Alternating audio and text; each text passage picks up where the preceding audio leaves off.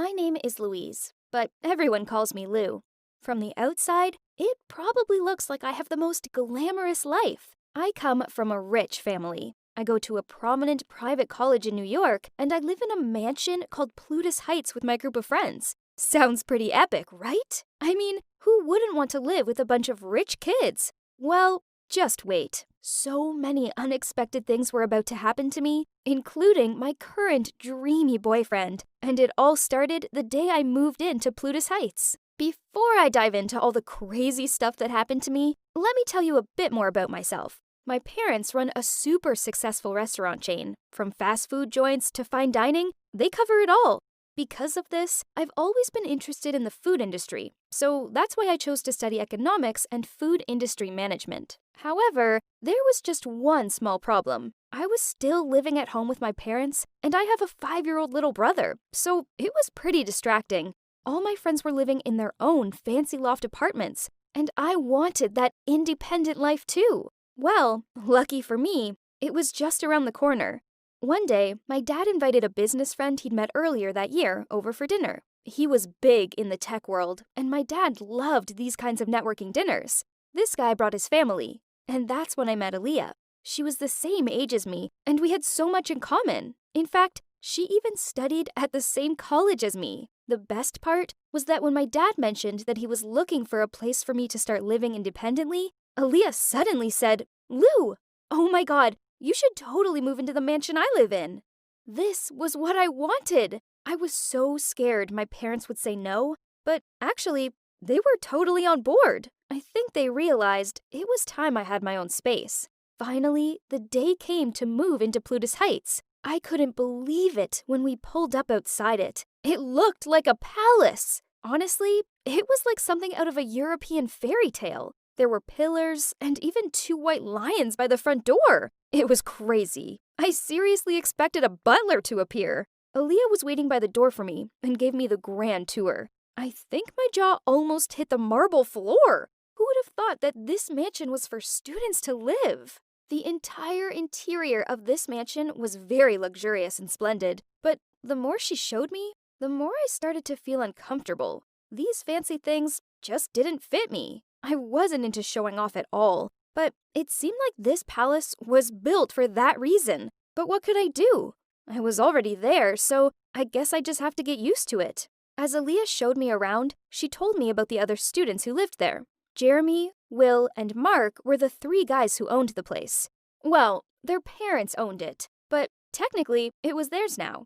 They were all best friends, and Jeremy's girlfriend Naomi also lived there. But Naomi had been uncomfortable with being the only girl, so she'd asked Aaliyah to move in too. Aaliyah's family weren't exactly over the moon about her living with 3 boys and a couple, so they felt much better now knowing that I was going to be living there too. Weirdly enough, my parents were fine about the fact I'd be living with 3 boys, and after a few days living here, I realized that it was totally fine too, because I barely had any contact with the others. It was only after a few months when they threw a welcome party for a newbie called David that I really got to know them. David was Mark's cousin and had just enrolled at our college, majoring in business management. Aaliyah told me that David was quite an extravagant person and came from a seriously rich family. So he thought the first must-do thing was throwing a welcome party for him. I almost laughed. He must be very famous, or really desired to be famous. But to be honest, I'd have hated flashy parties anyway. The party was held on the lawn of the mansion, and Aaliyah had warned me to dress accordingly. And when Aaliyah saw me wearing jeans and a blouse, she immediately dragged me to her room and lent me the most flashy dress I've ever seen. I felt so ridiculous in it. Yes, I was born into the US elite, but it just wasn't my style to wear fancy clothes and show off like this. As soon as we went down to the party, Jeremy, Will, and Mark were already surrounded by a group of girls. Typical, right? What else do you expect from rich, handsome guys? Jeremy is African American and is pretty much John Legend's twin. He barely turned up to class and instead spent most of his time out singing. Actually, he was already pretty famous, and Aaliyah told me he was worth millions already. He was a total babe magnet, and all the girls were swarming around him. Honestly, he was such an attention seeker. I basically rolled my eyes when I saw him. Then there was Mark. At first, I'd been excited to meet him because his family ran an investment company and he was the head of the college's investment club, where he taught people how to invest their money, family money, wink wink, to make smart investment decisions. I immediately joined the club, but I quickly regretted it. Mark was so strict. He made us investigate various companies' financial situations and report back to him. Then, if we got something wrong, he'd call us out in front of everyone. It was humiliating. Loads of people dropped out of the club, and I almost did too. Okay, and I can't forget Will. He was studying engineering, and he always said good morning to me and smiled at me. Seemed to be the most gentle guy here. Out of the 3 guys, he was the only one who really greeted me. And yet, that's as far as it went. For some reason, he kept his distance. He smiled, but it felt cold somehow. I figured it was because he basically came from a royal family, and that kindly expression was just glued to their face. You know, to dangerously hide something inside them. Anytime I approached him, he would just smile, then walk away. And it wasn't just me. He showed no interest in any of the girls at the party either.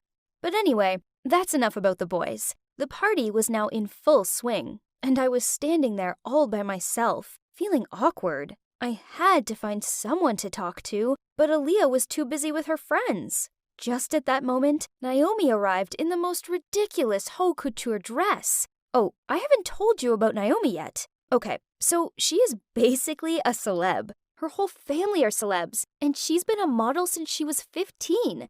Unlike her boyfriend Jeremy, she was quite hard to approach. She was really sassy and didn't have much time for anyone, unless they were a celeb too.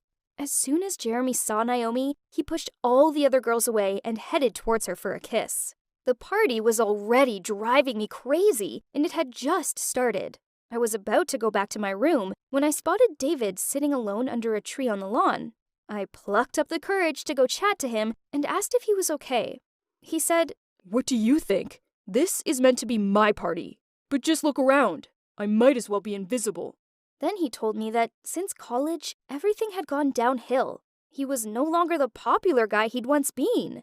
I was about to sit down next to him and comfort him when all of a sudden, something smashed. I quickly turned around, and there were 2 girls standing there with shards of a porcelain statue around their feet. The whole party had gone silent, and everyone was just staring in shock. One of the girls came right up to David and yelled out, "You think it's okay to just dump my friend by text and then move right on to the next girl?" David just grinned and said, "She just couldn't satisfy me anymore."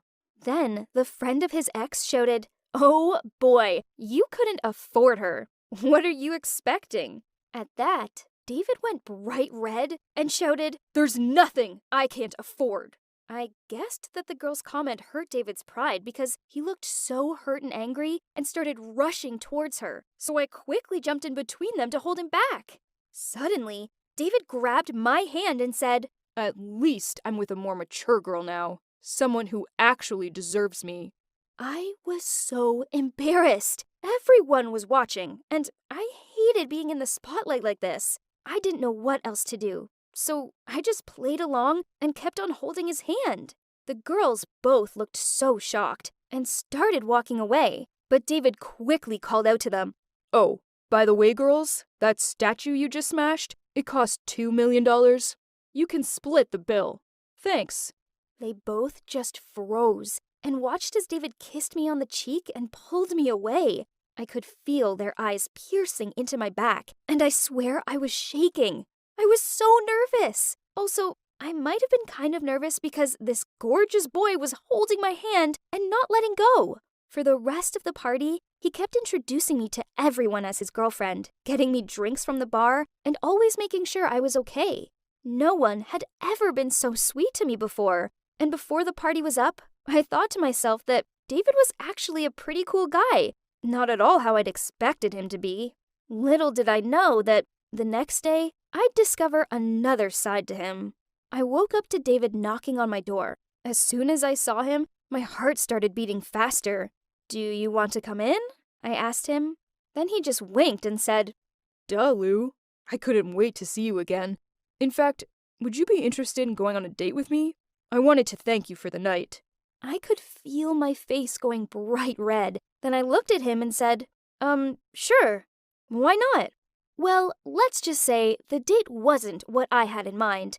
First, he took me to the mall. I was so confused. Then I realized he must have been embarrassed by my simple clothes. He said he wanted to treat me to some expensive clothes, which annoyed me. That wasn't my style at all. Why was he trying to change me?